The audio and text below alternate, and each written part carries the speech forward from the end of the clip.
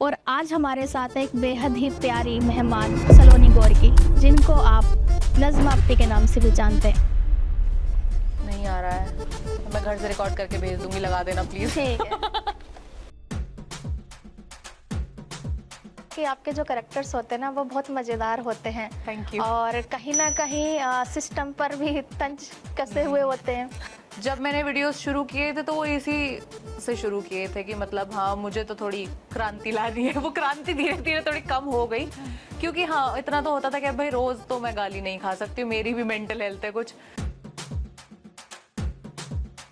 जहाँ से मैं बिलोंग करती हूँ बुलंदशहर, वहाँ सूट को सभ्य नहीं माना जाता था, क्योंकि साड़ी हमारी ट्रेडिशनल आउटफिट है, ऐसा उन औरतों का मानना था। मतलब वही वो वहाँ पे तो औरतें ही औरतों की दुश्मन हो रखी थी। मैं इस चीज में अग्री नहीं करती हूँ कि ऐसा होता है, बट वहाँ था।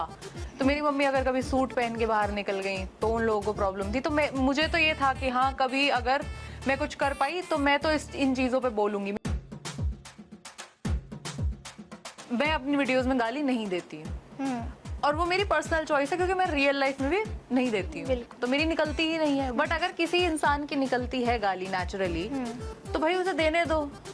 लड़के भी तो दे रहे हैं। यही अगर वो गाली अगर लड़की देने लग जाती है किसी वीडियो में, तो FIR वगैरह हो जाती है कि ये देखो कैसी भाषा बोलती है। और वो हाँ ठीक है, वो गलत है किसी के लिए। मैं तो लड़के का भी जस्टिफाई नहीं कर रही। हो सकता है भाई, मेरे को दोनों चीजें लगती है कि गाली एक एक्सप्रेशन भी है भाई, कि किसी को अपनी बात पुटअप करनी है, उसको गुस्सा आ रहा है तो उसने गाली दी, तो हमें समझ में आएगा किस लेवल का गुस्सा आ रहा है। तो जब मैंने उस लेबर के साथ डील किया तो मैंने वहाँ देखा कि मेरा घर था, मैं बना रही थी, पर वो मेरे से ऑर्डर नहीं सुनना चाहते थे। अगर मैं बोल कर गई हूँ कि भाई ये तुमने गलत कर दिया है, मुझे पंखे का स्विच इधर नहीं इधर चाहिए, तो मुझे साफ मना कर देते थे कि आपको कुछ नहीं पता है, पंखे का स्विच इधर ही होता है। चाहे वो उन्होंने स्टोर रूम में दिया हो कि आपके कमरे के पंखे का स्विच स्टोर रूम में ही होना चाहिए, आपको कुछ पता नहीं है। क्या पुरुषों के मुताबिक महिला का ह्यूमर कमजोर है? इंटरनल बायस ही है एक तरीके से, कि आप सुनो ही ना किसी की बात और अपने दिमाग में ये बना के बैठ जाओ कि हाँ यार लड़की है फनी नहीं होगी। जैसे वो एक सिंपल फंडा चलता है कि लड़कियां हैं बैड ड्राइवर होगी। फेमिनिज्म मतलब मैन हेटिंग नहीं होता है, ये जस्ट एक मतलब बहुत ब्रॉड मीनिंग है इसका, और ये सिर्फ एक इक्वल अपॉर्चुनिटी की डिमांड है। उसके बाद उसमें जो डिफरेंसेस है वो बात की चीज है, पर आप अपॉर्चुनिटी तो इक्वल दो ना। तो अगर कोई बोल भी रहा है कि तुम फेमिनिस्ट हो तो ठीक है, हाँ है हम तो, क्या दिक्कत है उसमें, बढ़िया है बोलो। बिल्कुल। पर ये आजकल की औरतें ही, आंटियां आपको सबसे पहले जज करने आ जाती हैं कि ये क्या पहन के जा रही है। ये तो बहुत देखा है। फिर उसके बाद अब सोशल मीडिया पे कमेंट्स में तो लोग जज करते ही हैं, ये तो है। मेरे साथ पर्सनली ऐसा नहीं हुआ है, क्योंकि मतलब अब मैं क्या ही जवाब दूं इसका, कि मैंने तो लड़कों के कमेंट सेक्शन में भी अब देख लिया है। मुझे तो लगता है अब कोई इस चीज से बचा ही नहीं रह गया है, सब एक दूसरे के बारे में ऐसा ही बोल रहे हैं।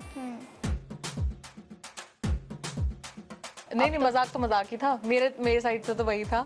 इनफैक्ट जब उन्होंने रिप्लाई किया तो भी मैं तो हंसी रही थी।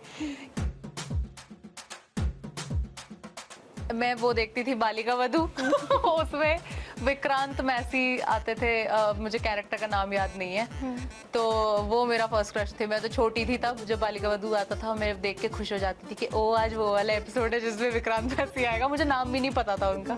तो हाँ, एक्चुअली विक्रांत मैसी एक्चुअल में बहुत प्यारे इंसान है, मैं मिली हूँ। अच्छा। और मतलब आपने देखा होगा छपाक मूवी आई थी, तो हमारे ऑर्गेनाइजेशन पे बनी थी, तो तब वो आए थे। अच्छा। तो उस टाइम पे मतलब वो आए और उन्होंने मेरे हाथ पे किस कर लिया, मैंने पूरा दिन वो हाथ ना धोया।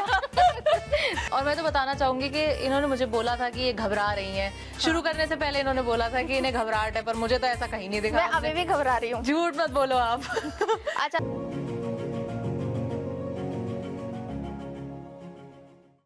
नमस्कार दोस्तों, स्वागत है आपका द सरोज टीवी पॉडकास्ट में। आज की मैं आपकी होस्ट अंशु राजपूत, और आज हमारे साथ एक बेहद ही प्यारी मेहमान जो एक कंटेंट क्रिएटर हैं और कॉमेडियन हैं। जी हाँ, हम बात कर रहे हैं सलोनी गोरकी, जिनको आप नज़्मा अप्पी के नाम से भी जानते हैं। बिना किसी देरी के चलिए शुरुआत करते हैं। मैम स्वागत है आपका हमारे थैंक पॉडकास्ट यू में। Anshul, thank you so much. कैसे हैं आप? मैं बहुत बढ़िया हूँ, आप बताएं आप कैसे हैं? मैं भी बहुत अच्छी हूँ। सलोनी, आज का मेरा पहला सवाल है कि कई रिपोर्ट्स के मुताबिक देखा गया है कि 70% से भी ज़्यादा महिलाएं क्रिएटर्स जो होती हैं, जब भी वो अपनी किसी सोशल मीडिया पे पोस्ट करती हैं तो उन्हें कहीं ना कहीं अनवांटेड डीएम्स आते हैं। और आप देखते भी होंगे कि बहुत ही खराब कमेंट्स आए, जिसकी वजह से कहीं ना कहीं आप डर जाते हो। तो क्या आपके साथ भी ऐसा कभी कुछ हुआ? क्या आपके भी कोई अनुभव है ऐसे कि जब आपने वो डीएम्स पढ़े हों और आपने देखा हो कि अपनी क्रिएटिविटी के दायरे अब मुझे बदल लेने चाहिए? क्या आपके साथ कभी ऐसा हुआ है? मुझे तो ऐसा लगता है कि मेरे ही नहीं, ये हर किसी के साथ हुआ होगा, क्योंकि इंडिया में जनता इतनी है ना, हर किसी को 2-4 लोग तो कोई ना कोई मैसेज कर ही रहे हैं, और उसमें है ऐसे ही। मैं तो मतलब मुझे खुशी होती है कि मेरी जो ऑडियंस है उसमें 45% फीमेल ऑडियंस है, बाकी मेल ऑडियंस है, और थैंकफुली ओवरऑल बहुत अच्छे लोग हैं मेरी फॉलोइंग में। मतलब मुझे कमेंट्स में भी कभी ऐसा नहीं देखने को मिलता है कि मैक्सिमम लोग मुझे गाली दे रहे हैं या ऐसा कुछ है, वो नहीं होता है। फिर भी कोई इक्का दुक्का बंदा तो आता ही है। जैसे अभी मैंने कल परसों ही स्क्रीनशॉट लिया, किसी ने तो मुझे डीएम किया और उसने कुछ ऐसे कोई तो इमेज शेयर की जो एकदम थी इनअप्रोप्रिएट, तो मैंने वो लेके रख लिया डीएम। अब मैं चाह रही थी, मैंने कहा मैं इसका कुछ डालूं, मुझे मौका नहीं लग पाया, वो जो भी है, बट फिर भी मुझे यही लगता है कि इसका सोल्यूशन कुछ नहीं है अभी। मतलब ठीक है, उसका अकाउंट रिपोर्ट हो जाएगा, उसका अकाउंट उड़ जाएगा, लेकिन यही लोग दोबारा अकाउंट्स बना बना के, इनका मतलब पूरा काम ही बस यही है। मुझे समझ नहीं आता कि लोग इतने खाली और इतने उनके दिमाग में क्या भरा हुआ है कि उनका फर्स्ट काम ही यही है कि बस सुबह उठे और किसी को कुछ भी ऊट पटांग बोल दिया या भेज दिया। तो ये तो होता है, बट हाँ, डरने की जो बात है, मुझे स्टार्टिंग में जब मैं वीडियोस करती थी तो एक आध बार ऐसा हुआ कि मुझे डर लगा कि कहीं सच में ही जो ये धमकी दे रहे हैं कि हाँ तुम्हें आके बताएंगे, ऐसा सब तो होता था, क्योंकि मेरा कंटेंट बहुत ज्यादा पॉलिटिकल था और लोग मतलब बहुत दिल से लेके बैठते हैं किसी भी इंसान को कि इसके लिए हम खड़े हैं, चाहे वो इंसान अपने लिए ना खड़ा हो, कि इसको कोई कुछ बोल देगा तो हम देख लेंगे, तो बहुत दिल पे ले लेते हैं लोग। तो ये होता था कि मेरे पास डीएम्स आते थे ऐसे, तो मैं स्टार्टिंग में थोड़ा घबराई, और उसमें कंट्रीब्यूशन मेरी फैमिली का था, क्योंकि वो ज्यादा घबरा रहे थे तो उनकी घबराहट मुझ में ट्रांसफर हुई। तो मैंने भी सोचा कि हाँ यार कुछ हो ना जाए, बट अब वो नॉर्मल हो गया है, क्योंकि कहीं ना कहीं मैंने रियलाइज कर लिया है कि ये सब कीबोर्ड के पीछे से ही बोल पाते हैं। सामने आएंगे तो कोई ये भी कह सकता है कि अरे हम तो फैन है, हमने तो आपकी अटेंशन के लिए ऐसा किया, ऐसा भी बहुत बार होता है। और आजकल तो मैंने 1-2 फीमेल क्रिएटर्स हैं, मैं उनका नाम भूल रही हूँ, जिनके पास डीएम्स आए और उन्होंने उसकी पुलिस कंप्लेंट करी, और वो बंदे की पूरी वीडियो है जहाँ उस लड़की ने रिकॉर्ड किया है कि पहले इसने मुझे ये डीएम किया, मैंने रिपोर्ट कराई, अब मैं इसे थाने लेकर जा रही हूँ, वहाँ बढ़िया से उसका बैंड बाजा हुआ है। तो मुझे तो लगता है कि अब लड़कियां उन्हें अपने हाथ में ले लिया है कि हाँ ठीक है हम सुधार देंगे। तो फिर कैसे मतलब डील करती हैं आप? क्या मतलब कभी ऐसा हुआ है कि सीधे तरीके से किसी ने आपको टारगेट किया हो कि आप मतलब किसी ने आपको डीएम्स किया, उसके बाद आपने रील बना दी और कंटेंट मतलब पोस्ट कर दिया, हाँ। उसके बाद उस इंसान को लगाओ अच्छा ये तो मेरी ही बात का कंटेंट बना है, तो क्या इस तरीके से कभी आपके साथ हुआ है कि? नहीं, मेरे साथ ऐसा कभी नहीं हुआ। मुझे मोस्टली ट्रोल किया गया है, ऐसे नहीं कि स्पेसिफिकली मुझे टारगेट करके कुछ कैंपेन चल गया हो कि गाली दे दी, ऐसा वो सब नहीं हुआ। मोस्टली मेरे साथ इसलिए हुआ क्योंकि मैं पॉलिटिक्स पे वीडियोस करती थी बहुत ज्यादा, और मैं हर साइड को बैश करती थी। ऐसा नहीं था कि मैं कुछ वन साइडेड क्रिएट कर रही थी, बट हर साइड को बैच कर रही थी, तो हर साइड के लोग आके ट्रोल कर रहे थे, तो वो ट्रोलिंग बहुत ज्यादा थी। और उस ट्रोलिंग में कहीं ना कहीं ये आता था कि हाँ हम तुम्हें देख लेंगे, हम तुम्हें बता देंगे, बट मैंने उस चीज पे कभी इतना ध्यान नहीं दिया कि मैं पर्टिकुलरली उनको जवाब देते हुए कभी कुछ क्रिएट करूं। मैंने उसको इग्नोर करना सबसे बेहतर समझा कि मैं इन्हें भाव ही नहीं दूंगी, जो शायद वो चाह रहे थे कि मैं दूं। मोस्टली लोग इसीलिए आपको गाली दे रहे होते कि या तो आप रिप्लाई कर दो, या आप उनके लिए कुछ स्पेसिफिकली उनके बारे में बात करते हुए कुछ वीडियो कर दो। मैंने वो कभी भी नहीं किया, और मुझे लगा कि वो ठीक ही किया, क्योंकि उससे वो चीज बहुत जल्दी डाई डाउन हो गई। उन्हें वो अटेंशन नहीं मिली जो मिलनी थी, मैंने दी ही नहीं, और जब वो अटेंशन नहीं मिली तो उन्होंने सामने से ही मैसेज करना बंद कर दिया। तो मुझे तो अब बहुत कम थैंकफुली आते हैं मैसेजेस। अच्छी बच गई हूँ मैं अभी। अच्छी बात है। अच्छा सलोनी, हमने देखा कि आपके जो कैरेक्टर्स होते हैं ना वो बहुत मज़ेदार होते हैं। Thank you. और कहीं ना कहीं सिस्टम पर भी तंज कसे हुए होते हैं। तो आपको क्या लगता है कि ह्यूमर का इस्तेमाल करके आप महिलाओं के लिए पब्लिक सेफ्टी या अवेयरनेस का उपयोग करते हैं? मैंने तो बहुत किया है, बहुत ज़्यादा। अभी पीछे जो बंगाल वाला केस था आई थिंक, तो उसमें भी मैंने एक वीडियो किया था। मुझे ऐसा लगता है कि मेरे वीडियो करने से, सोचने जाओ तो वीडियो करने से कुछ होगा भी नहीं, बट कहीं ना कहीं कुछ हो भी जाएगा। कोई मतलब इसका शॉर्ट कुछ नहीं है कि अब मैं वीडियो बनाऊंगी तो मेरे वीडियो बनाने से ही कुछ होगा। बट मुझे लगता है कि जरूरी है। आप तो अपनी तरफ से एफर्ट डाल ही दो, हो चाहे ना हो कुछ। आपकी जिम्मेदारी है एक तरीके से कि हाँ, अगर इतनी सारी फॉलोइंग है आपकी, तो आप कुछ चल रहा है तो उसके बारे में एटलीस्ट कुछ ना हो तो अवेयरनेस तो फैला ही सकते हो। बिल्कुल। तो और मुझे थोड़ा सा है भी ये, मतलब शुरुआत से ही मुझे किसी ने कहा भी नहीं था ये करने के लिए, बट जब मैंने वीडियोस शुरू किए थे तो वो इसी से शुरू किए थे कि मतलब हाँ, मुझे तो थोड़ी क्रांति लानी है। वो क्रांति धीरे धीरे थोड़ी कम हो गई, क्योंकि हाँ, इतना तो होता था कि भाई रोज तो मैं गाली नहीं खा सकती हूँ, मेरी भी मेंटल हेल्थ है कुछ, तो उस पे आगे जाके फर्क पड़े। उससे पहले ही थोड़ा मैंने उसको किया था कि हाँ, थोड़ा चिल करते हैं, थोड़ा ऐसे भी वीडियोस बनाते हैं जो लोगों के लिए रिलेटेबल हो, सिर्फ यही नहीं करना है। तो बट हाँ, करना चाहिए, मैं तो करती हूँ। मतलब मैंने तो फीमेल इश्यूज पे बहुत किया है।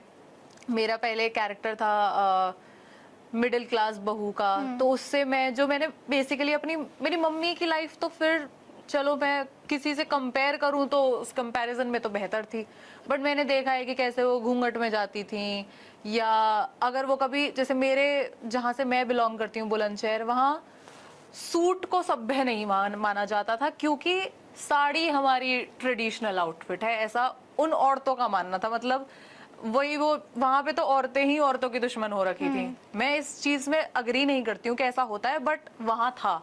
तो मेरी मम्मी अगर कभी सूट पहन के बाहर निकल गई तो उन लोगों को प्रॉब्लम थी। तो मुझे तो ये था कि हाँ, कभी अगर मैं कुछ कर पाई तो मैं तो इन चीजों पे बोलूंगी। मेरी मम्मी मना करती थी कि नहीं, क्या बोलना है, क्या है तू, ये क्यों वीडियो बनानी है, पर मैं तो बनाती थी।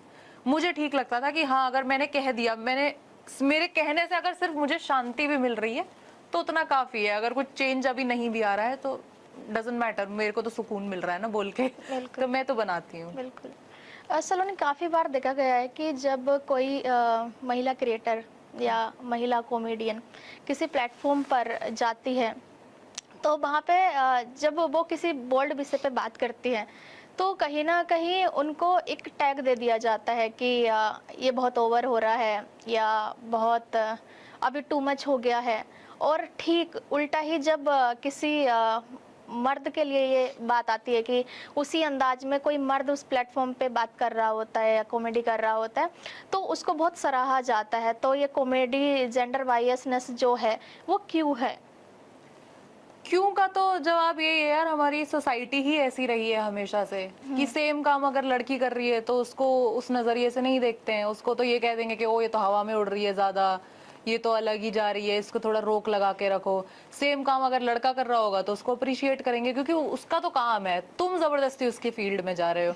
तो मैंने तो हाँ, ये खूब नोटिस किया है कि अगर लड़की, बहुत बेसिक सा एग्जाम्पल है कि जैसे मैं अपनी वीडियोज में गाली नहीं देती हूँ, और वो मेरी पर्सनल चॉइस है, क्योंकि मैं रियल लाइफ में भी नहीं देती हूँ, तो मेरी निकलती ही नहीं है। बट अगर किसी इंसान की निकलती है गाली नेचुरली, तो भाई उसे देने दो। लड़के भी तो दे रहे हैं। यही अगर वो गाली अगर लड़की देने लग जाती है किसी वीडियो में तो FIR वगैरह हो जाती है कि ये देखो कैसी भाषा बोलती है। और वो, हाँ ठीक है, वो गलत है किसी के लिए, मैं तो लड़के का भी जस्टिफाई नहीं कर रही। हो सकता है भाई, मेरे को दोनों चीजें लगती है कि गाली एक एक्सप्रेशन भी है भाई, कि किसी को अपनी बात पुटअप करनी है, उसको गुस्सा आ रहा है तो उसने गाली दी, तो हमें समझ में आएगा किस लेवल का गुस्सा आ रहा है।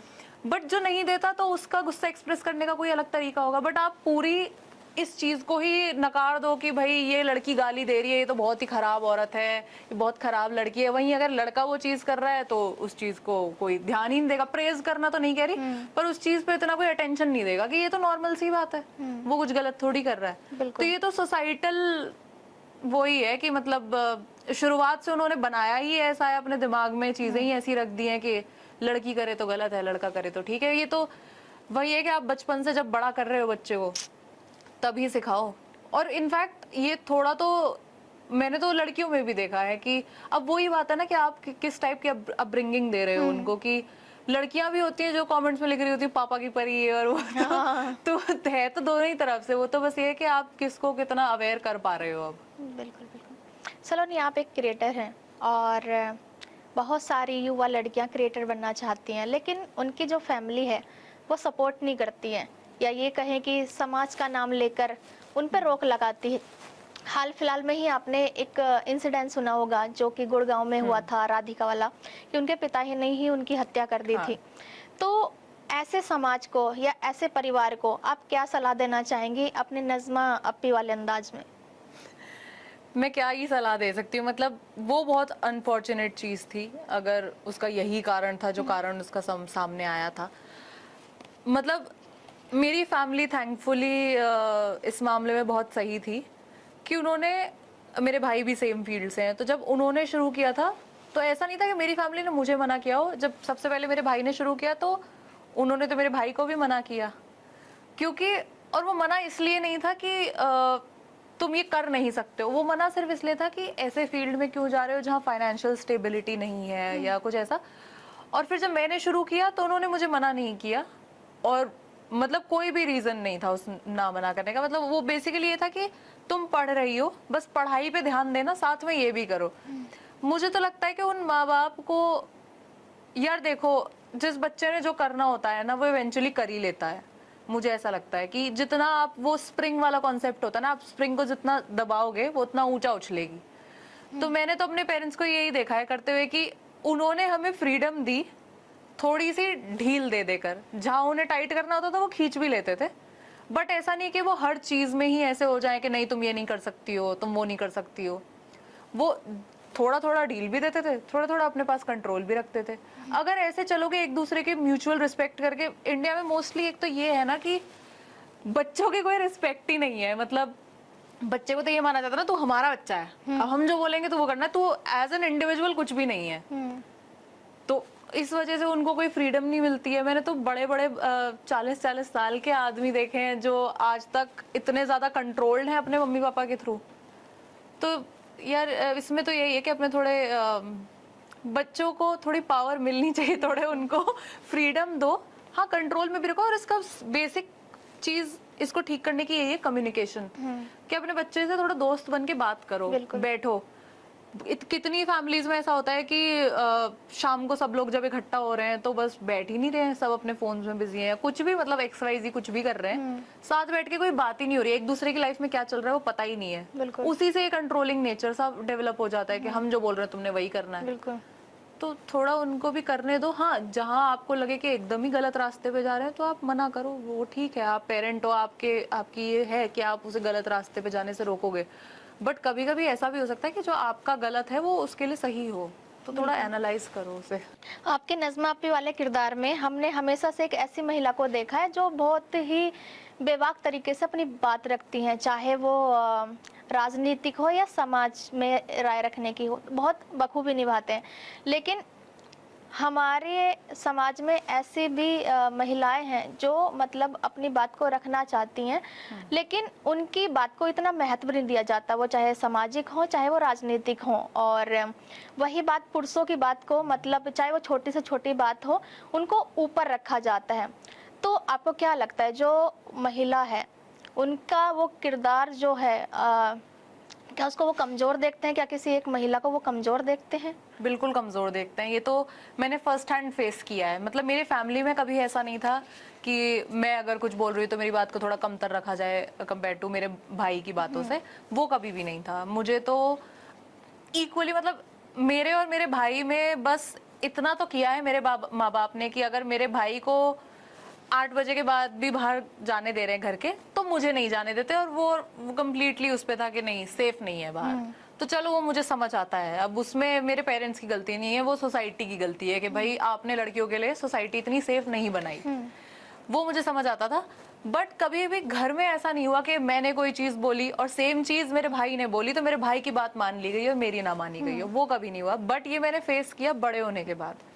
तो जब मैं बड़ी हुई और मैंने अर्न करना शुरू करा तो मुझे ऐसा लगा कि हाँ, मेरे पास अब वो अथॉरिटी आई है कि अब मैं जो बोलूंगी मेरी बात मानी जाएगी, पहले भी होता था, बट ये सारी बातें मेरी खराब, मतलब ये मेरा जो भ्रम था वो कहाँ टूटा कि मैं अपना घर बना रही थी, तो वहाँ जो लेबर आती थी, अब उनके दिमाग में, अभी कुछ लोग तो फिर डेवलप हो चुके हैं, जैसे मेरे पापा हुए या कोई और इस जनरेशन के लोग हुए, उनके दिमाग में फिर ये चीज आ चुकी है कि लड़का लड़की सब बराबर है। तो जब मैंने उस लेबर के साथ डील किया तो मैंने वहाँ देखा कि मेरा घर था, मैं बना रही थी, पर वो मेरे से ऑर्डर नहीं सुनना चाहते थे।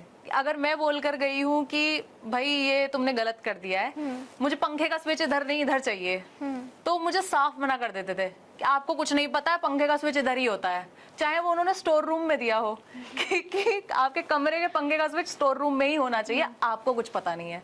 सेम बात अगर मेरे हस्बैंड आके बोल देते थे अगले दिन, तो वो आगे से आगे वो चीज ठीक हो जाती थी कि हाँ सर आप सही कह रहे हैं, स्टोर रूम में तो नहीं होना चाहिए, पंखे का स्विच बेड के पास ही होना चाहिए। तो वो मैंने वहां पे देखा कि मुझे जो ऐसा लगता था कि अब ये चीजें बदल रही हैं, वो नहीं बदल रही हैं। आपके आसपास हो सकता है थोड़ी बहुत बदल रही हो, बट एक बहुत बड़ा सेक्शन है जो अभी भी औरतों की चीजों को तो ऐसे ही मानता है कि हाँ ये जो बोल रही है वो गलत बोल रहा होगा। मेरी सिस्टर है, वो अपना एक डिजाइनर लेबल चलाती हैं, उनके नीचे जो लोग काम करते हैं वो उनसे ऑर्डर लेने के लिए रेडी नहीं होते जस्ट बिकॉज वो लड़की हैं। बिल्कुल। तो मैं पहले यकीन नहीं करती थी इन बातों पे कि ऐसा थोड़ी हो सकता है, जो पैसे दे रहा है बंदा उसकी बात तो सुनेगा, बट नहीं, ऐसा नहीं होता है। मतलब ये मैंने फर्स्ट हैंड एक्सपीरियंस करके देख लिया। क्योंकि वो मतलब जो हमारी पितृसत्ता है, हाँ exactly. उसको ही देखते आते, वो चाहे मतलब छोटे से छोटा इंसान हो चाहे बड़े से बड़ा हो, तो वो अपने पितृसत्ता को ही आगे रखते हैं। मतलब मेरी बहन ने डिजाइनिंग में डिग्री ले रखी है यार, बहुत अच्छे कॉलेज से, लेकिन जो उनके मास्टर जी हैं वो उनकी बात नहीं मानते। क्या आपको थोड़ी पता है, आपको क्या पता है, मैं जो कर रहा हूँ वो ठीक कर रहा हूँ। तो ये मैं समझ गई कि अभी चेंज आने में बहुत टाइम है, अभी तो कुछ चेंज नहीं आया। बिल्कुल बिल्कुल। सलोनी, एक क्वेश्चन है जो हम लोगों ने देखा पढ़ा भी है कि सर्वे के मुताबिक 3% ही ऐसे कॉमेडी शो होते हैं जिनमें हेडलाइनर जो होती है वो महिला होती है। आपके हिसाब से क्या रीजन हो सकता है? क्या मतलब जो महिलाओं का ह्यूमर है वो पुरुषों के मुताबिक कमजोर है, या इसका कोई और भी वजह हो सकती है? मुझे आपका क्वेश्चन का फर्स्ट हाफ थोड़ा समझ नहीं आया, एक बार रिपीट जैसे सर्वे के मुताबिक जो कॉमेडी शो होते हैं उनके 3% ही, अच्छा 3% कॉमेडी शो होते हैं जिनमें हेडलाइनर जो होती है वो महिला होती है। तो आपके हिसाब से क्या रीजन हो सकता है इसका? क्या पुरुषों के मुताबिक महिला का ह्यूमर कमजोर है, या आपके हिसाब से कोई और रीजन हो सकता है? कमजोर है तो नहीं, लेकिन कमजोर मान लिया जाता है।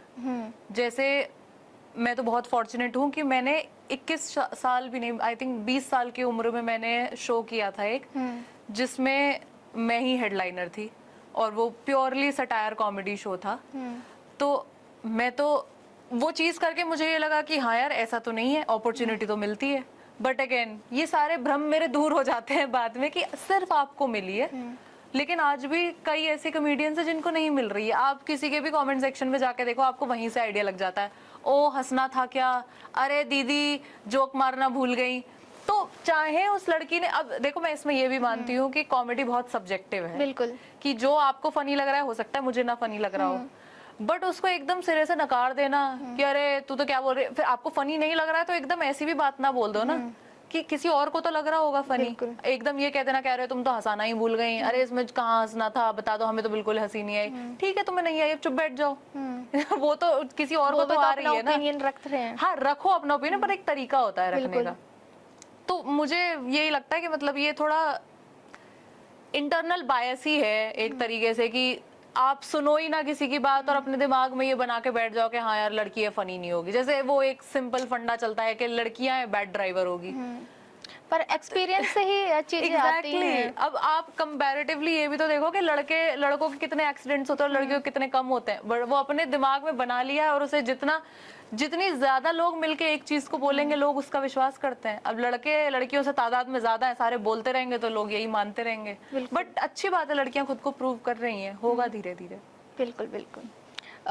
जैसे आपने देखा कि हमारा सिरोस टीवी पॉडकास्ट है और हम लोगों ने हाल फिलहाल में ही शुरू किया है और हम लोग फेमिनिस्ट पे ज्यादा बात करते हैं। तो आप अगर आपको सिरोज टीवी पर महिला सुरक्षा के लिए कोई कंटेंट बनाना हो तो वो किस तरीके का कंटेंट होगा ये तो और किस सोचना फॉर्मेट पड़ेगा। में होगा वो? सोचना पड़ेगा। मेरे को एक्चुअली सोचने में ही सबसे ज्यादा टाइम लगता है, पर बना सकते हैं, कुछ भी बना लेंगे। किस टाइप का? किस टाइप का? मैं तो देखो कॉमेडी में ही बनाऊंगी, क्योंकि मुझे ऐसा लगता है कि एक तो मैं सीरियस बात थोड़ी कम कर पाती हूँ, और मुझे लगता है जब मैंने अपनी ऑडियंस कॉमेडी के ऊपर बिल्ड की है तो वो भी चाहते तो यही है कि अगर मैं उनसे बात करूँ तो वो थोड़ा कॉमेडी के उससे ही करूँ। बिल्कुल। किसी दिन मैं सीरियस बात लेके आ जाती तो वो एंड में कमेंट लिख जाते हैं कि हम तो इसमें जोक ढूंढ रहे थे, दीदी ये क्या बातें कर दी आज आपने इतनी सीरियस। तो मैं, हाँ, और मुझे ऐसा भी लगता है कि कॉमेडी एक ऐसा टूल है कि चाहे अगर मैं सीरियस बात करने जा रही हूँ तो शायद हर कोई बंदा वो वीडियो स्किप कर दे, बट अगर आप वो शुरुआत कॉमेडी से करते हो तो थोड़ा रुक जाती है ऑडियंस और सुनती है कि हाँ चलो सुन लेते हैं। तो मैं हमेशा ही, ऑलमोस्ट हमेशा ट्राई करती हूँ कि थोड़ा उसको ऐसे कॉमेडी के स्टाइल में ही बोलूं, चाहे बात सीरियस हो। अब बहुत ही ज्यादा सीरियस है तो अवॉइड भी करती हूँ, बट हाँ करूंगी तो मैं ऐसे ही करूंगी। बिल्कुल। सलोनी, यह देखा गया कि जब महिला कॉमेडियन अपने काम में एक बोल्ड महिला विचार रखती है तो उन्हें फेमिनिस्ट का टैग दे दिया जाता है। क्या आपने भी कभी कोई ऐसा अनुभव किया है जहां एक मजबूत महिला दिखा के आपने अपना विचार रखा हो और उसके बाद आपको उसकी कीमत चुकानी पड़ी हो? और फेमिनिज्म क्या सिर्फ एक विचारधारा तक सीमित है या आपके इसके कुछ और मायने हैं? मतलब ऐसा मेरे साथ तो नहीं हुआ कि मुझे किसी ने ऐसे बोल दिया हो, बट अगर बोल देंगे कभी तो मैं तो एक्सेप्ट करूंगी उसे कि बढ़िया है। उनके लिए होगी एक खराब चीज की, मतलब उनको क्या पता लगता होगा कि भाई फेमिनिस्ट होना एक गाली है, हमें बोल दो फेमिनिस्ट, क्या दिक्कत है, मैं तो हूँ। और एक्चुअली लड़कों ने और काफी लोगों ने, लड़के भी, मैं क्या बोल रही हूँ, मतलब इसमें लड़कियां भी शामिल हैं जिन्होंने फेमिनिज्म का मतलब ही बहुत डिफरेंट सोच लिया अपने दिमाग में। बेसिकली वो अपॉर्चुनिटी की बात है, वो है। अब बहुत सारी चीजें ऐसी होती हैं जिसमें, हाँ, अब जैसे ऑब्वियसली वो बायोलॉजिकली ऐसा है कि लड़कों में लड़कियों से ज्यादा स्ट्रेंथ होती है। हाँ ठीक है, मैं भी जिम कर करके शायद अपने पति जितनी तो स्ट्रांग बन जाऊं कि मैं उसे उठा पाऊं, पर आज की डेट में उसे गोद में नहीं उठा पाऊंगी, वो मुझे उठा लेता है। तो हाँ ठीक है, वो उस चीज में स्ट्रांग है, बट हर चीज में ये कंपैरिजन नहीं हो सकता है। मतलब अगर कोई काम करना है, अब अगर मैं जो काम करती हूँ या मेरा हस्बैंड जो काम करता है वो काम मैं भी कर सकती हूँ, सीखने की बात है बस। हाँ, उसमें ये कर देना कि भाई अब देखो, अगर उसको 5 साल का एक्सपीरियंस है और मैं आज उसकी जॉब करने जाऊं तो ठीक है, मुझे कम सैलरी मिलेगी, बट दोनों इक्वल एक्सपीरियंस पे इक्वल काम कर रहे हैं, तो उस पे भी अगर औरत को कम सैलरी मिल रही है और उसमें औरत अगर कह रही है कि हाँ ठीक है हमारा पे बैलेंस होना चाहिए, तो उसमें अगर किसी को आप ये कहते हो ये तो बहुत ज्यादा फेमिनिस्ट है, तो ये कुछ सेंस नहीं बनाता। मुझे तो ये बातें ही नहीं समझ में आती है कि लोगों ने ये मतलब गलत कहाँ से समझ लिया है इसका, कि फेमिनिज्म मतलब मैन हेटिंग नहीं होता है। ये जस्ट एक, मतलब बहुत ब्रॉड मीनिंग है इसका, और ये सिर्फ एक इक्वल अपॉर्चुनिटी की डिमांड है। उसके बाद उसमें जो डिफरेंसेस है वो बात की चीज है, पर आप अपॉर्चुनिटी तो इक्वल दो ना। तो अगर कोई बोल भी रहा है कि तुम फेमिनिस्ट हो तो ठीक है, हाँ है हम तो, क्या दिक्कत है उसमें, बढ़िया है, बोलो। बिल्कुल। सलोनी, जैसे आप क्रिएटर हैं तो कहीं ना कहीं ऐसा होता है ना कि जो लोग होते हैं वो आपको बहुत तरह तरह की बातों से जज करते हैं। जैसे कि आपने देखा होगा कि कंटेंट के अलावा भी महिला कंटेंट क्रिएटर को उनके कपड़ों से, उनके लुक से जज किया जाता है। तो क्या कभी आपको इस जजमेंट का सामना करना पड़ा है? बाहर से तो नहीं, मुझे तो घर वाले ही जज कर लेते हैं कि अगर कभी कुछ पहन लिया, जैसे मैं पहले शॉर्ट्स वगैरह नहीं पहनती थी क्योंकि मेरी दादी नहीं पहनने देती थी। अब ठीक है, मतलब मैं थोड़ी इस थॉट की भी हूँ कि मैं उन्हें ब्लेम नहीं करती क्योंकि वो 80-85 साल की महिला हैं और उनके लिए ये चेंज बहुत बड़ा चेंज है, बट चलो वो तो ओल्ड हैं, उनका तो समझ आता है। पर ये आजकल की औरतें ही, आंटियां आपको सबसे पहले जज करने आ जाती हैं कि ये क्या पहन के जा रही है, ये तो बहुत देखा है। फिर उसके बाद अब सोशल मीडिया पे कमेंट्स में तो लोग जज करते ही हैं, ये तो है। मेरे साथ पर्सनली ऐसा नहीं हुआ है क्योंकि मतलब अब मैं क्या ही जवाब दूं इसका, कि मैंने तो लड़कों के कमेंट सेक्शन में भी अब देख लिया है। मुझे तो लगता है अब कोई इस चीज से बचा ही नहीं रह गया है, सब एक दूसरे के बारे में ऐसा ही बोल रहे हैं। कि तूने ये क्या पहन लिया। अब अगर लड़का कोई घूम रहा है कुछ और पहन के, जो उसका मन है भाई, यार मेरा तो वो थॉट है कि जिसको जो पहनना है पहन लो, एज लॉन्ग एज आप एक दूसरे से लड़ भिड़ नहीं रहे हो, क्या फर्क पड़ता है अगर उसके कपड़े पहनने से दूसरे को प्रॉब्लम नहीं हो रही है। ऑब्वियसली मैं उस वाली थॉट को तो नहीं रखती हूँ कि हाँ एकदम ही आप किसी पब्लिक प्लेस पे कुछ भी ना पहन के जाओ, पहनो पर अब मुझे ये कभी समझ में नहीं आया कि अगर कोई लड़की स्कर्ट पहन के गई है तो उससे आपको क्या प्रॉब्लम हो सकती है। तो ये तो सोच बदलने वाली चीज है। जजमेंट हाँ, नहीं देना चाहिए, उससे जजमेंट नहीं देना चाहिए कि भाई ये लड़की ऐसी होगी वैसी होगी। मुझे तो समझ नहीं आता। कॉलेजेस में कितनी बार ऐसे निकल आता था नोटिस कि इनअप्रोप्रिएट कपड़े नहीं पहने। कौन डिसाइड करेगा क्या इनअप्रोप्रिएट है? या तो फिर आप सबके लिए एक ड्रेस कोड बना दो, जो लड़के भी फॉलो कर रहे हैं लड़कियां भी फॉलो कर रही हैं। वो सिर्फ अगर बात लड़कियों पे आ जाती है तब प्रॉब्लम है। बिल्कुल बिल्कुल। मतलब ऐसा ये ना हर किसी लड़की के साथ होता है कि हम लोगों को भी जब हम लोग मूवी देखने जा रहे होते हैं, वैसे तो हम लोगों का शेड्यूल इतना बिजी रहता है, लेकिन कभी कभी फ्री टाइम निकाल लेते हैं तो मूवी देखने जा रहे हैं 4 दोस्त, तो लोग कमेंट कर रहे हैं वहाँ पे, तो लोगों का काम है और वो रुकेंगे नहीं। एग्जैक्टली मेरा वही है कि भाई आप हर किसी को तो अब नहीं सुधार पाओगे। बिल्कुल। और सुधारना आपकी रिस्पॉन्सिबिलिटी होनी भी नहीं चाहिए, उनके माँ बाप की होनी चाहिए, उनके दोस्तों की होनी चाहिए। आप हर रैंडम बंदा जो सड़क पे घूम रहा है आप उसको नहीं बता सकते हो, बट हाँ आप उतना कर सकते हो कि आप जो कर रहे हो आप वो करते रहो। आप उनके कुछ कमेंट पास कर देने से वो चीज करना छोड़ दो, तब दिक्कत की बात है। बिल्कुल। सलोनी, यहाँ पे कई कैरेक्टर्स हैं जैसे नज़्मा अपी, अक्सर आम भारतीय घरों की महिलाओं से प्रेरित लगते हैं। क्या ये किरदार जानबूझकर पिछड़ी सोच की झलक से दिखाने के लिए होते हैं, या आप बस आपकी डीप सोच होती है ऑब्जर्वेशन के लिए? मतलब नज़्मा आपी का जो किरदार था वो पिछड़ी सोच वाला नहीं था, पिछड़े वर्ग वाला जरूर था कि मतलब, और वो भी मैंने जो उस कैरेक्टर को रखा था वो पिछड़ा भी सिर्फ फाइनेंशियल उसमें था कि मैं दिखाती थी कि वो लोअर मिडिल क्लास फैमिली से बिलोंग करती है कोई महिला। बट मैंने जैसे अपनी मम्मी और अपनी दादी को ही देखा है, तो हम भी जैसे हम लोअर मिडिल क्लास फैमिली से आते थे। और मेरी दादी तो ज्यादा पढ़ी लिखी भी नहीं है, वो कुछ उन्होंने 3rd 4th क्लास तक, 3rd 4th क्लास भी गया, वो तो कहती हैं कि 3-4 साल गए थे स्कूल, अब उसे कितना भी मान लो। तो वो लिख नहीं पाती हैं, वो पढ़ पाती हैं लेकिन। और मैंने उनकी बातों में ये देखा था कि वो फाइनेंशियली भी वेल ऑफ नहीं थी, वो पढ़ी लिखी भी नहीं थी, पर वो कॉन्फिडेंट बहुत थी शुरुआत से ही। कहीं कोई उनका पागल नहीं बना सकता, वो उल्टा बनाएंगी लोगों का पागल। तो मैंने वो उनमें और अपनी मम्मी और मासी में देखा था कि मेरी मम्मी तो फिर अच्छे से पढ़ी लिखी है, मेरी मासी नहीं उतनी पढ़ी लिखी है, पर वो इतनी ज्यादा स्ट्रीट स्मार्ट है, वो घर चला लेती है पूरा। तो मैं तो ये मतलब जो घर चलाने को ऐसे कमतर आका जाता है कि भाई हाँ घर ही तो चलाती, उतना क्या है भाई। आपका हस्बैंड अगर आपको कुछ पैसे लाके दे रहा है, मेरी मम्मी क्योंकि होम मेकर थी, तो उन पैसों में वो पूरा घर चलाना, वो मैथ्स भी इंक्लूड करता है, वो हर चीज इंक्लूड करता है कि आप अपने बच्चे को क्या दे रहे हो, क्या कर रहे हो, कैसे कैसे फंड्स इधर उधर कर रहे हो, वो सब मम्मियाँ करती थी। पापा को तो कुछ पता ही नहीं होता था। तो नज़्मा आपी के लिए मेरे को वहां से आइडिया आया। बेसिकली जो वो पूरा कैरेक्टर था एक मुस्लिम महिला का, वो तो मैंने पुरानी दिल्ली में देखा था और बुलंदशहर में जहाँ से मैं हूँ, तो वहाँ पे जो मेरे पापा के फ्रेंड्स हैं वो मुस्लिम्स हैं काफी सारे, क्योंकि मेरे पापा की टेलरिंग मटेरियल की शॉप थी, तो ज्यादातर कस्टमर्स मुस्लिम थे।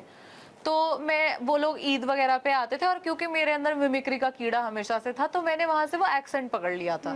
फिर मैंने वो पुरानी दिल्ली में भी देखा, तो मुझे लगा कि ये एक्सेंट तो काफी लोगों को पता है, तो मतलब इस पे कुछ वीडियो बना सकते हैं। फिर उस कैरेक्टर को और थोड़ा उसमें लेयर देने के लिए मैंने यही सोचा कि ठीक है वो बात ऐसे करेगी, बट क्योंकि कभी कभी ये सोच लिया जाता है कि जो पढ़ी लिखी औरत है या जो फाइनेंशियली अच्छे बैकग्राउंड से आती है बस उनकी ही ओपिनियन मैटर करती है, ऐसा नहीं होना चाहिए। क्योंकि मैंने तो अपनी दादी मम्मी को देखा है, वो जो बातें करती थी वो भी सेंस बनाती थी, तो कभी उनकी तरफ से कुछ आए, तो इसलिए मुझे ऐसा कुछ कैरेक्टर चाहिए था जो रिलेटेबल बातें करे। और क्योंकि ज्यादातर पॉपुलेशन मिडिल क्लास है, वो मिडिल क्लास लोगों के मुद्दे पे बात करे। बिल्कुल। तो इसलिए नज़्मा आपी का कैरेक्टर मैंने वैसा रखा था कि वो बातें एकदम ऐसी करती है कि कोई जज ही ना कर पाए कि वो कितनी पढ़ी लिखी है कितनी नहीं है। बिल्कुल, वो मैटर नहीं करता।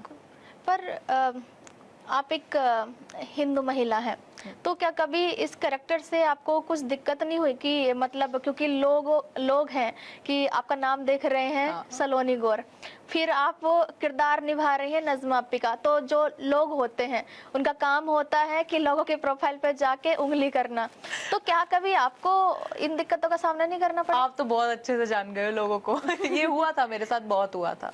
मुझे नज़्मा आपी पे आधी गाली पॉलिटिक्स की वजह से पड़ती थी, आधी इस वजह से पड़ती थी क्योंकि मैं हिंदू और मैं मुस्लिम कैरेक्टर प्ले कर रही हूँ।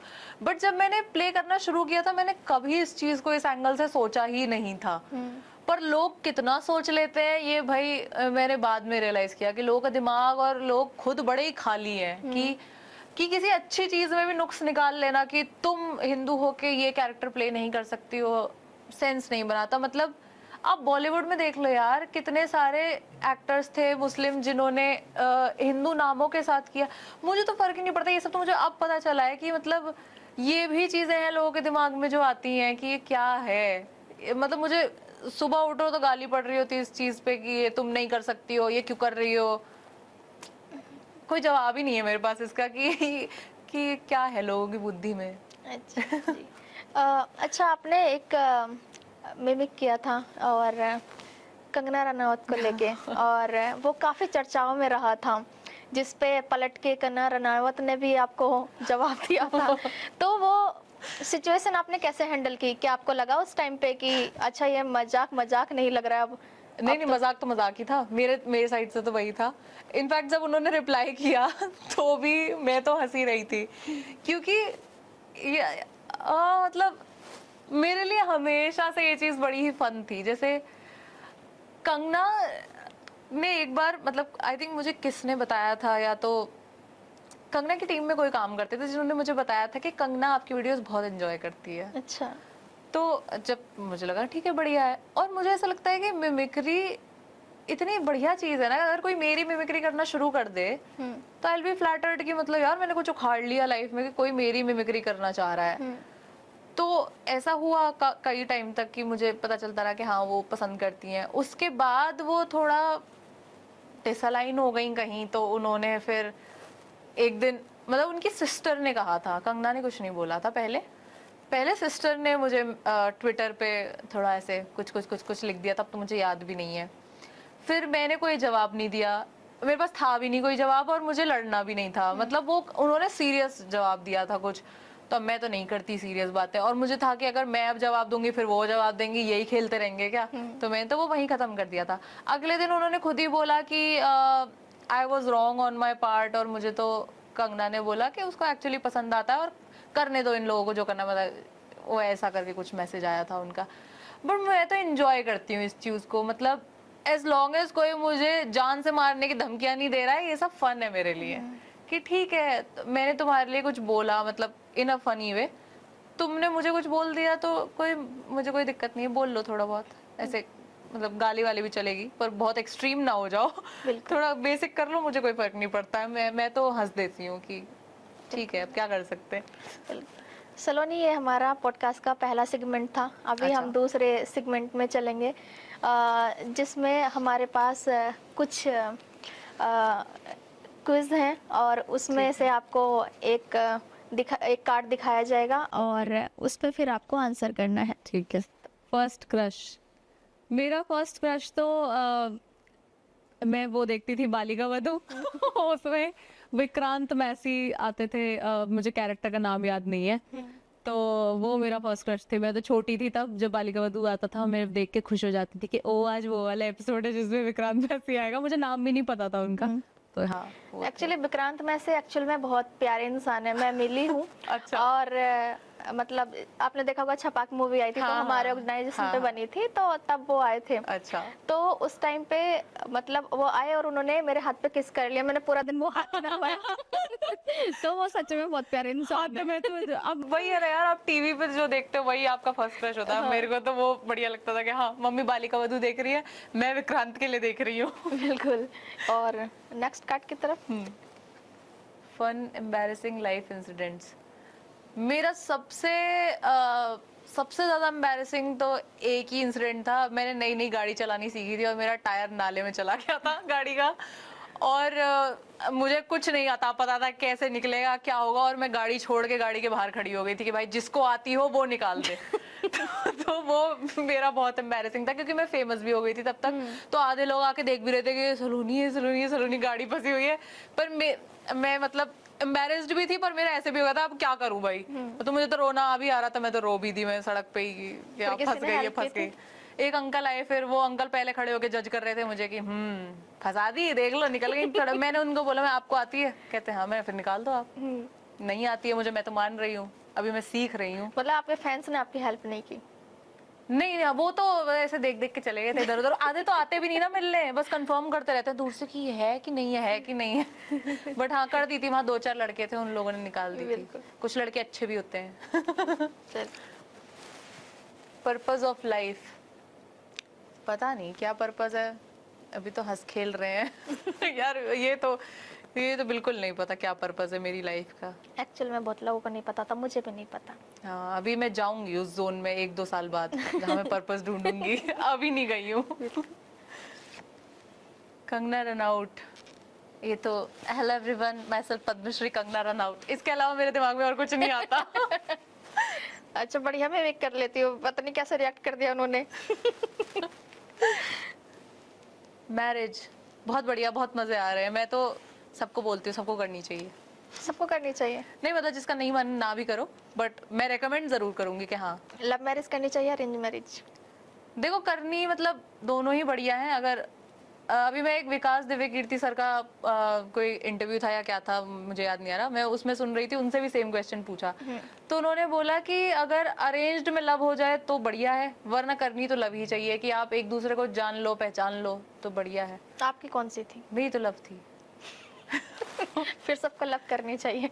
हाँ मतलब जैसे जिसकी सेटिंग बनती हो यार, सबको नहीं भी करनी है तो ना करो। मैं तो अपनी 5 स्टार रेटिंग दे रही हूँ कि मेरी तो मजे आ गए। जिसकी सेटिंग ना बन रही हो फिर वो कैसे सेटिंग करे अपनी? अब वो ना करे यार शादी। अभी मतलब ऐसे मैंडेटरी थोड़ी है। अगर घर वाले मान जाएं कि हाँ ठीक है तुम रह लो ऐसे ही अकेले, तो रह लो, क्या दिक्कत है। जब लगे कि अकेलापन हो रहा है तो ढूंढ लो किसी को। फिर देखो आजकल तो हर एज में मिल रहा है हर किसी को कोई ना कोई। बच्चे तो चाहते हैं शादी करना, घर वाले नहीं ढूंढ रहे होते हैं। मतलब मैंने तो सारे टाइप के लोग देख लिए हैं, कुछ बच्चे नहीं भी चाह रहे हैं शादी करना। और माँ बाप उनके चाह रहे हैं कि कर लो, जाओ इस घर से। बिल्कुल। सासू माँ मेरी तो बहुत बढ़िया है, बहुत बढ़िया एकदम। मुझे अपने घर से ज्यादा उनके साथ मजा आता है क्योंकि वो एकदम ही कोई रोक टोक नहीं, होनी भी नहीं चाहिए, पर वो आप एक दिमाग में लेके जाते हो ना, जैसा आपने देखा होता है यूजुअली होता यही है कि ओ सास है तो रोक टोक करेगी, बट भाई सबका ऐसा नहीं होता है। मतलब वही बात है, सब इंसानों के ना अपने दिमाग के पाले कलेश होते हैं कि अब अगर सास की सास ने उसको ऐसे ट्रीट किया है तो वो आपको ऐसे ट्रीट करेगी। पर कोई लोग हाँ ट्रॉमा ब्रेक भी कर देते हैं बीच में कि मेरे साथ हुआ है मैं आगे वाले के साथ नहीं करूंगी। तो मेरी तो बहुत चिल है, तो मैं इसलिए भी रेकमेंड करती हूँ शादी की। सच बोल रहे हो ना? हाँ सही में, भगवान कसम। ये तो मैं खाती हूँ। चलिए। आदर्श बहू, आदर्श बहू तो यार क्या ही होगी, मैं भी आदर्श बहू हूँ। वो तो सबकी अलग अलग डेफिनेशन है। मेरा पति जो है वो आदर्श दामाद है। अच्छा। मैं अगर अपने इन लॉज से बात करती हूँ दिन में 2 बार, तो वो भी मेरे घर वालों से बात करता है। तो अच्छा मैं जानना चाहती हूँ आदर्श बहू कैसी होती है? ये मैंने तो ये अगर मेरे कैरेक्टर पे जाए, मैंने ये कैरेक्टर किया था आदर्श बहू का, और वो मैंने सटायर किया था उस पे कि जो बेसिकली वो वाली बहुएं नहीं आती हैं टीवी सीरियल में जिन्हें आदर्श बहू पोर्ट्रे किया जाता है कि उठ रही हैं तो 20 किलो का हार पहन के उठ रही हैं, साड़ी में हमेशा टिप टॉप मेकअप वेकअप करके अपने पति को चाय ला के दे रही हैं, ये वो। उनका पति मतलब एक कदम ना बढ़ा ले बिस्तर से, सब उनको बिस्तर में ही आके मिल रहा है। तो टीवी सीरियल्स के हिसाब से तो वो आदर्श बहू होती थी। और मेरे हिसाब से तो यार मतलब मेरे लिए तो सबसे बड़ी चीज रिस्पेक्ट है। आप रिस्पेक्ट करो, आप रिस्पेक्ट लो, बिल्कुल वो सबसे आइडियल सिचुएशन है। बिल्कुल आई एग्री। चलिए नेक्स्ट। पड़ोस वाली आंटी अब बहुत अच्छी है मेरी जो है, पहले वाली सारी खराब थी, सारी की सारी। सब मेरे को भी जज करती थी, मेरी मम्मी को भी जज कर लेती थी। अब वाली आंटी जो मुझे मिली थी वो बहुत अच्छी हैं। तो आपने घर चेंज कर दिया या आंटियों ने? नहीं हमने घर चेंज किया था, तो हमें जो नए पड़ोसी मिले वो बहुत अच्छे थे। बढ़िया है, हर किसी को नहीं मिलते। हाँ सारे तो अच्छे नहीं थे। एक आंटी की बात करें, रेड फ्लैग्स। रेड फ्लैग्स किस चीज के? कोई भी जीवन में जो आपके रेड फ्लैग्स रहे हो।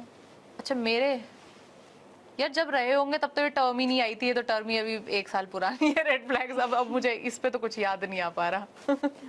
चलिए नेक्स्ट। क्रेजीएस्ट एडवेंचर, इतना सुनने में क्रेजी लगेगा नहीं, बट मुझे झूलों से बहुत डर लगता है। और मेरे वहाँ बुलंदशहर में वो लगती थी नुमाइश, हाँ, तो उसमें वो नाव वाला झूला आता था। 1 महीने की लगती है। हाँ हाँ, तो वो नाव वाला झूला आता था और मुझे इन जनरल हाइट से बहुत डर लगता है। और मुझे किसी ने बोल दिया कि उस झूले पे अगर पीछे खड़े हो गए तो डर कम लगता है। और मैं पीछे खड़ी हो गई और वो पीछे से इतना ऊंचा जाता है और मेरे हाथ, मतलब पहली बार मैंने एक्सपीरियंस किया कि मेरे हाथों के अंदर इधर भी पसीना आ सकता है और मेरे हाथ छूट रहे हैं और मैं रो रही हूँ कि मुझे भैया प्लीज उतार दो इसमें से। और पर वहाँ आवाज थोड़ी आएगी आपकी इतनी ऊंचाई से, उसको क्या सुनाई दे रहा है? लोग शोर भी कर रहे होते हैं। लोग शोर भी कर रहे होते हैं, बट थैंकफुली जो नीचे लोग बैठे हुए थे उनमें से किसी 2-3 को झूले की वजह से उल्टी हो गई। तो जब उसने वो देखा तो उसने झूला रोक दिया। मैं इतनी फटाक से उस पे से उतरी और मैंने कसम खा ली थी मैं नहीं बैठूंगी। तो वो मेरे लिए तो वो बहुत क्रेजी था। और सबसे फनी चीज ये होती है कि आप चिल्ला रहे होते हैं, वो रोकते भी नहीं और तेज कर देते वो हैं। और तेज करते हैं। और उस दिन उस झूले में भीड़ नहीं थी, तो अगर वो भरा नहीं होता है तो वो और स्पीड से जाता है। भरा होता है तो उसको थोड़ी स्ट्रेंथ लगती है ऊपर नीचे करने में ऐसे, पर उस दिन वो खाली था और मैं बेवकूफ जो मैं सबसे ऊपर टंगी हुई थी उस पे की उस दिन तो मुझे लगा था कि मैं यहाँ से गिर जाऊंगी नीचे। चलिए नेक्स्ट। ट्रेंड्स यू लव और हेट। ट्रेंड्स मुझे तो सारे ठीक लगते हैं। मतलब यार एक तो याद भी नहीं रहते क्या ट्रेंड्स हैं। अभी तो एक रिसेंटली आई थी घर घर वाला। घर घर वाला क्या? वो ट्रेंड आया था। क्या था उसमें? अरे वो कोई रील बहुत वायरल हो रही थी ना कि कोई घूम घर ऐसे करके कुछ रील। ओ डाम्यून ऐसे, हाँ वो इरिटेटिंग। हाँ तो मुझे हाँ तो ठीक है, मुझे सब ठीक लगता है। सब कुछ कोई ना कोई कुछ ना कुछ फनी निकाल देता है उस पे। मैं खुद बहुत ट्रेंड्स फॉलो नहीं करती हूँ, बट देख तो सारे लेती आपने हूँ। वो देखा था कि अभी एक ट्रेंड आया था बद्दोवती बद्दोवती भाई, ये सब लोग वीडियो बना रहे थे। हाँ तो अब कुछ दिन तो वो भी बड़ा फनी लगा था। मैंने तो बहुत सारे गाने सुने थे चाहत अली खान के, फिर मुझे तो बहुत फनी लग रहा था वो। अभी उसका कुछ नया भी तो आया था, कुछ ABCD करके ऐसे। हाँ, तो फिर आपने fun उन लगता पर नहीं है। सोचा कि उन पे एक मिमिक करना चाहिए? नहीं उनका नहीं कर पाई थी मैं, लेट हो गई थी थोड़ा। चलिए। जेनजी, मैं तो खुद जेनजी हूँ। मैं भी। हाँ तो और बढ़िया चीज है यार। अब ये होता ही है ना, सारी जनरेशन अपने आगे वाली जनरेशन को हेट करती है। बेवजह जेनजी को हेट मिल रही है कि हमारी जो दादी लोग वाली जनरेशन है वो हमारे पापा वाली जनरेशन को करती है। हाँ, अब हम भी आगे जो आएगी उसे कर लेंगे। बस सब एक दूसरे का हिसाब बराबर करते रहेंगे। बाकी मुझे तो कोई प्रॉब्लम नहीं है, जेनजी से बड़े कूल लोग हैं यार। कॉलेज लाइफ, मेरी कॉलेज लाइफ थोड़ी डल सी थी। मैंने खुद ही बनाई थी और बाकी मेरे जो कॉलेज का घटिया टाइम टेबल था उसने बना दी थी कि मैं क्लासेस ही अटेंड करती रह जाती थी। बट मेरी हॉस्टल लाइफ बहुत बढ़िया थी। अभी आपका लास्ट कार्ड है। अच्छा, इस पे बढ़िया सा आपको रिप्लाई करना है। Unpopular opinion you believe. Unpopular opinion, अरे यार ये क्या पूछ लिया। आप रिप्लाई दो। अब वो सोच रही हूँ मैं कि कौन सी ओपिनियन है जिसपे मैं यकीन करती हूँ। हाँ, नहीं आ रहा है। मैं घर से रिकॉर्ड करके भेज दूंगी, लगा देना प्लीज। ठीक है। अब हमारा थर्ड सेगमेंट है। अच्छा, उस पे ठीक चलते हैं। और ये जो है ना, ये आपको पुरानी यादों में ले जाएगा। है। हाँ, आपको सारी पुरानी यादें आपको याद आने वाली है। ठीक है। कोई ऐसा दोस्त जो आपको सबसे ज्यादा याद आता हो या आती हो? मेरे 3-4 दोस्त हैं। मेरी एक दोस्त की, जो मेरी एकदम बचपन से दोस्त थी, उसकी डेथ हो गई। तो मुझे वो बहुत याद आती है फॉर डिफरेंट रीजंस। पर जो अभी मेरे साथ है मुझे उनकी भी याद आती है, क्योंकि वो कहीं कहीं, कोई कहीं है, कोई कहीं चला गया है। एक जो सबसे करीब रहती है अब मेरी दोस्त, वो 1 महीने से US जाके बैठी है। तो करंटली मुझे सबसे ज्यादा याद उसकी आ रही है कि वो आए तो मैं उससे मिलूं। तो मेरा तो वही मानना है कि यार कम दोस्त रखो, बट उतने रखो जिनसे आप बहुत अच्छे से टच में रह पाओ। बिल्कुल, तो बिल्कुल। मैं अपने सारे ही दोस्तों से बहुत अच्छे से टच में रहती हूँ, और वो इधर उधर हो जाते हैं कभी कभी कि कुछ टाइम के लिए गायब हो जाए, इधर उधर चले जाए, तो मुझे तो याद आती है, सबकी इक्वली याद आती है। कोई एक ऐसा वादा जो आप पूरा ना कर पाए हों? कोई एक ऐसा वादा, आई थिंक अभी थोड़ा इमोशनल आंसर हो जाएगा, बट मेरी जिस फ्रेंड की डेथ हो गई थी तो वो थी, और मेरी एक और फ्रेंड है अनुष्का। तो अनुष्का और इशिका जो मेरी दूसरी फ्रेंड थी, हम तीनों ने मिलके पैक्ट बनाया था कि जब हम कमाने लग जाएंगे तो हम घूमने जाएंगे और विदेश घूमने जाएंगे, पर अब वो रही नहीं। तो अब मैं अपनी दूसरी फ्रेंड के साथ ये निभा लूंगी वादा, बट हाँ अभी तक पूरा नहीं कर पाई हूँ, इवेंचुअली कर लूंगी। कोई एक ऐसा पल जिसे आप दोबारा जीना चाहते हो? मेरी शादी, मुझे शादी करके बड़ा मजा आया था शादी वाले दिन। इनफैक्ट मैं बड़ी ही ऐसी थी पहले कि यार इतना लहंगा वहंगा पहनना पड़ेगा और मैं तो नहीं कर पाऊंगी, और मतलब क्या पता मुझे बाथरूम ही जाना पड़ जाए, बड़ा टफ है, रात को जागना पड़ेगा, ये मेरे बड़े सारे ऐसे रिजर्वेशंस थे। बट जिस दिन थी उस दिन मुझे इतना भयंकर मजा आया था, और मेरा शादी में डांस रह गया, तो मैं दोबारा करना चाहूंगी सेम बंदे से कि मैं बस डांस कर लूं, तो क्योंकि मेरा रह गया वो। अच्छा, कोई ऐसा सपना जो आपने देखा हो और वो आपको आज तक याद हो?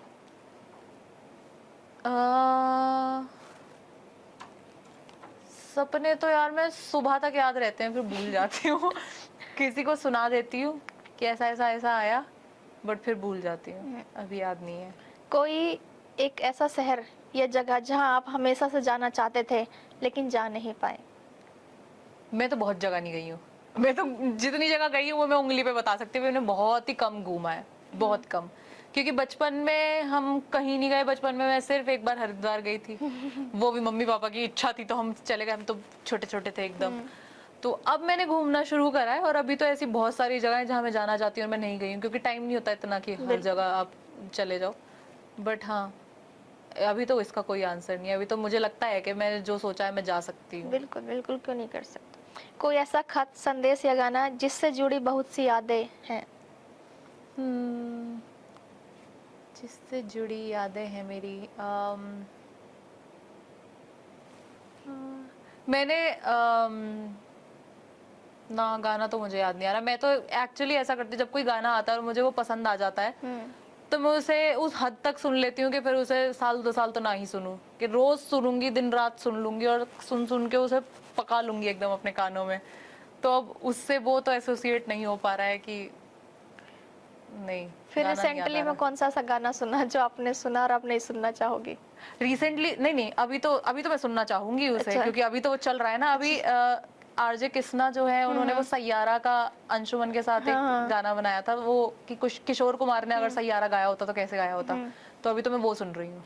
अच्छा, रोज सुनती हूँ। एआई वाला वर्जन? हाँ, जो एआई वाला उन्होंने बनाया था वो मुझे बड़ा अच्छा लग रहा है। कोई एक ऐसा दिन आप चाहते ही नहीं कि वो खत्म हो?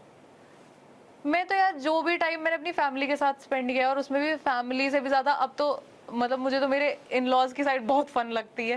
तो मैं जब चंडीगढ़ जाती हूँ उनके पास, तो जब हम सारी फैमिली मिलते हैं तो मुझे बड़ा सही लगता है, कि तब बहुत फन होता है। और मैं यही चाहती हूँ कि ये जो मेरी छुट्टी का टाइम है ना, जब मैं कुछ नहीं कर रही और सिर्फ टाइम स्पेंड कर रही हूँ लोगों के साथ, वो कभी खत्म ना हो। इनफैक्ट अभी हम गए थे तो मेरे साथ कभी ऐसा नहीं हुआ है कि मैं ऐसे मुझे किसी की इतनी भयंकर याद आई हो कि मतलब हम एक हफ्ता एक साथ थे सारे लोग, पूरी बड़ी एक्सटेंडेड फैमिली, सब साथ हैं, सब मस्ती कर रहे हैं, और मैं वापस आई नोएडा, और मुझे आके ऐसा लग रहा है मुझे समझ नहीं आ रहा कि मुझे क्या हो रहा है। तो मैंने ये कहना शुरू कर दिया कि मैं बीमार हो गई हूँ। मैं बीमार हूँ। कुछ देर बाद मुझे रियलाइज हुआ कि मुझे उन सबकी याद आ रही है यार। इसलिए मुझे कुछ ऐसा मन नहीं कर रहा है कि मैं कुछ करूँ। तो मेरे लिए तो वही है कि हाँ, अगर हम सारे साथ में हैं तो वो दिन खत्म नहीं होना चाहिए। बिल्कुल।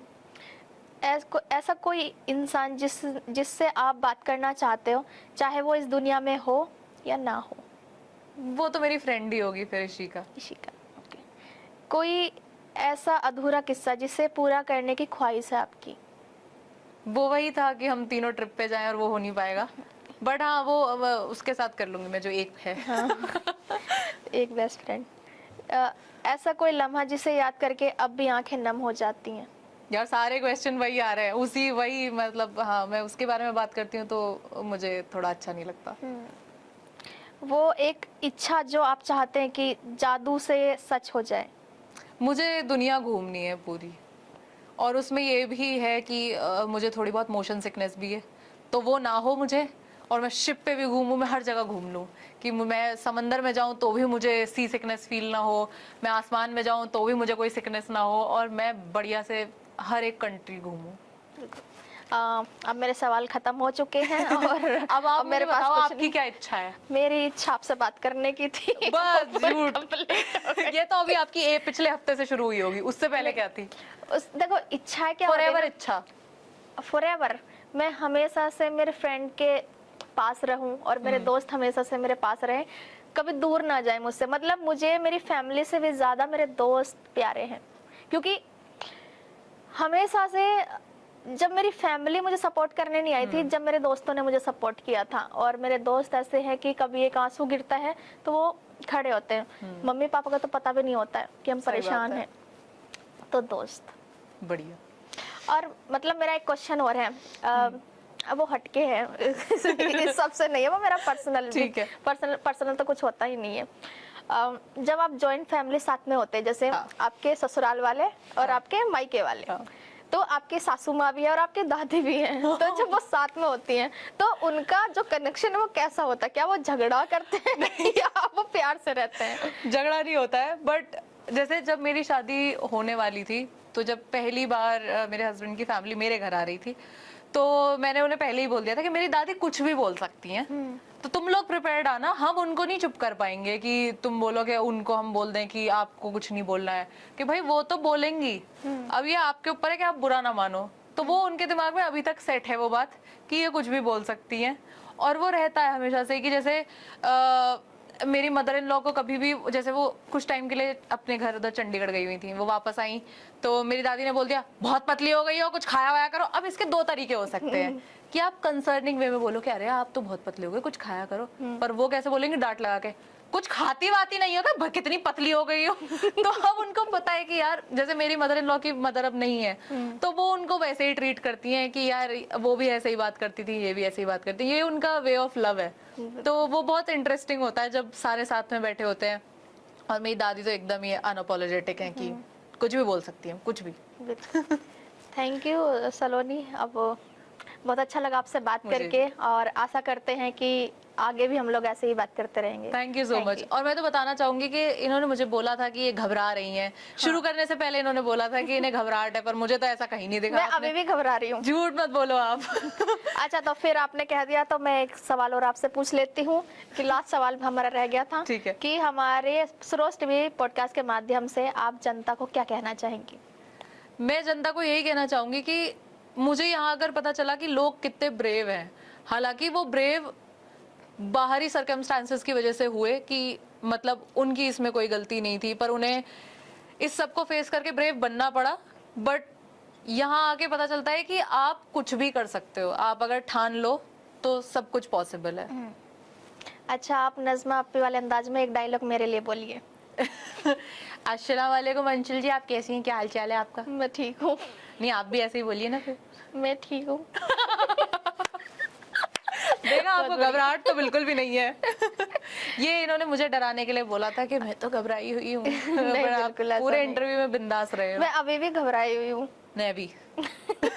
आप बहुत अच्छा बोलते हो। आप भी बहुत अच्छा बोलते हो।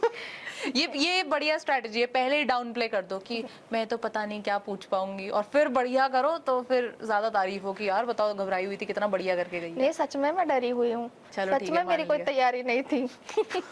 मान गए, हम मान गए। भगवान की कसम। ये तो मैं खाती हूँ। Thank you. बढ़िया, thank you so much for having me.